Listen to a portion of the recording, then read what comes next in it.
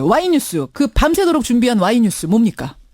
역시 이제 이게 촛불 1주년이 됐죠. 됐습니다. 박근혜 최순실 게이트 국정농단 사건이 터지고 촛불 집회가 2016년 10월 29일부터 2017년 4월 25일까지 예. 매주 토요일 23회 23차례에 걸쳐서 1,700만여 명이라는 시민들이 모였죠. 예.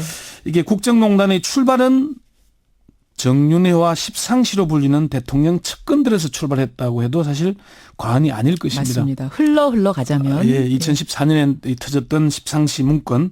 촛불 1년 십상시들은 다 어디로 갔을까? 그 십상시들의 현재를 추적을 해봤습니다. 십상시, 이게 참 오랜만에 들어보는 정겨운 이름 십상시.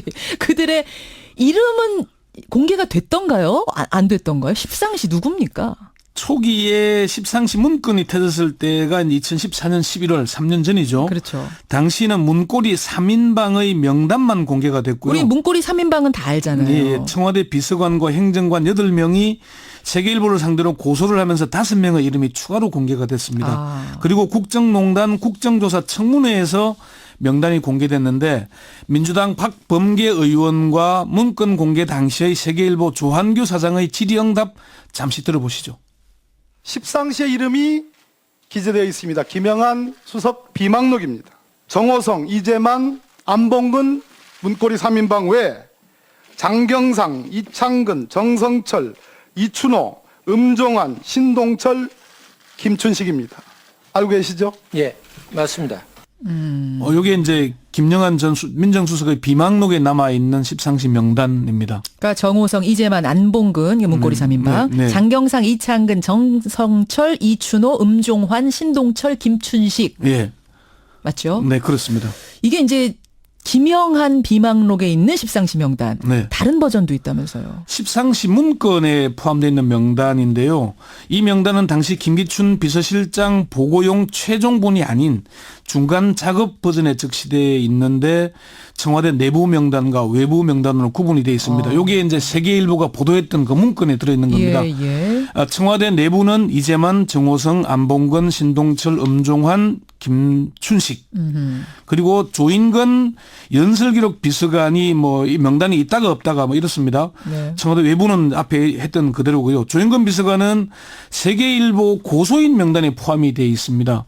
조금 전에 저 박범계 의원이 읽었던 그 명단에는 없잖아요. 예. 없는데 세계일보 고소인 명단에 포함이 돼 있어서 스스로 십상시에 포함되어 있다는 걸 드러낸 게 아닌가 하는 그렇게 보이기도 하고요. 조인근 전 연설기록 비서관을 제외하면 나머지 9명은 동일하고. 아이고 10명이고 조인근이 들어가면 11명이 되는 그렇게 거죠. 되는 거군요. 예, 그렇습니다. 자, 십상시. 그럼 이 사람들은 지금 어떻게 지내고 있습니까? 정호성 전 비서관은 구속돼서 재판을 받고 있죠. 검찰이 징역 2년 6월을 구형한 상태고요. 그렇죠.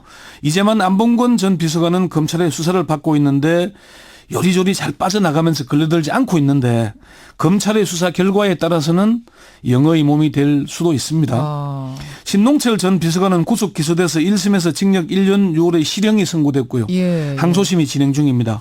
조인근 전 비서관은 아직 공기업인 한국증권금융상근감사위원으로 재직 중입니다. 그래요? 예. 음종환 전 행정관은 개인 사업을 하는 것으로 알려졌고요. 자유한국당 국회의원 보좌관도 있는데요. 박근혜 선대위 공보 상황팀장이었던 장성철은 지금 김무성 의원의 보좌관입니다. 지금. 예, 근데 장성철 보좌관은 오래전부터 김무성 의원 보좌관이었기 때문에 십상시가 아니라는 얘기가 더 많습니다. 예. 지금 친박 청산을 김무성 의원이 주장하고 있잖아요. 그렇죠. 그런데 십상시를 쓴다면 좀 아이러니한 현상인데 아니라는 얘기가 있고요. 또 김춘식 전 행정관은 나경원 의원 보좌관으로 재직 중입니다. 이 십상시의 존재 지금 두 가지 이제 버전 말씀을 하셨는데 다 그게 공식적으로 확인도 된 거예요. 본인들도 다 인정하고 뭐 이런 거예요. 이렇게 십상시로 불리는 이너서클의 명단이 나와 있지만은 공식적으로는 확인된 바가 없습니다. 없어요? 예.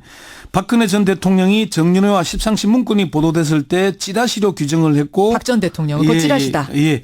청와대 문건이 공개된 건 국기문란 사건으로 규정을 했죠. 그 대목 그렇죠. 다시 한번 들어보시죠. 예. 이번에 문건을 외부로 유출한 것도 있을 수 없는 국기 문란 행위입니다. 그 찌라시에 나오는 그런 얘기들에 이 나라 전체가 흔들린다는 것은 정말 부끄러운 일이라고 생각합니다. 검찰도 중간 수사 결과 발표에서 대통령의 가이드라인을 준수하는 모습을 보입니다. 예. 이번 수사가 찌라시나 근거 없는 풍수를 무분별하게 확대 재생산하는 잘못된 풍토를 돌아보고 시정할 수 있는 계기가 되기를 기대한다. 이렇게 얘기를 했죠. 그럼 검찰의 수사대로라면 그 당시 네. 이제 수사대로라면 네. 그 이후엔 수사가 없었으니까 그대로라면 십상시는 실체가 없는 거 아닙니까? 뭐 당시의 검찰 수사 결과대로라면은 조홍천 전 비서관의 지시로 박관천 경정이 풍문과 전언을 짜깁기에 허위로 만든 문건, 또 두 사람이 박지만 이지 회장을 이용해서 자신들의 입지를 넓히기 위해 문건을 작성한 것이 됩니다. 그렇게 되는 거죠. 실체가 없는 거죠. 그렇지만 법원에서는 요 문제에 대해서 조홍천 전 비서관에게 무죄를 선고했고요. 1심, 2심 무죄 예. 지금 대법원 기류 중이고요. 조홍천 의원은 지금도 십상시는 실제로 존재한 이너서클이었다는 입장을 굽히지 않고 있습니다. 지금도. 어제 통화를 했는데요. 예. 지금도 존재했다고 믿는다. 그 안에 청와대, 그 예. 안에 이너서클이 있었다. 주말에 따로 모여서 대책회의도 하고 그랬다 이렇게 얘기를 했습니다. 누구보다도 청와대 사정을 잘하는 조홍천 의원 아닙니까? 공직기강 비서관에서가 내부 감찰을 난 했거든요. 지금도 확실히 믿는다. 주말에 그 사람들이 모여서 대책회의를 했다. 십상시가 나라를 이끄는 회의를 했다 이거잖아요. 그 십상시 존재가 사실은 그때 문건에 처음 드러난 게 아니고요. 박근혜 정부가 2013년 2월 25일 정식 취임을 하잖아요. 예, 예. 그 전에 주간조선이 1월 7일 보도를 보면 그때도 이미 십상시로 불리기도 했던 박당선인의 보좌관 그룹이라고 이름이 나옵니다. 2013년에 이미 20년 1월에. 주간조선이라고 하셨어요? 예, 예, 예.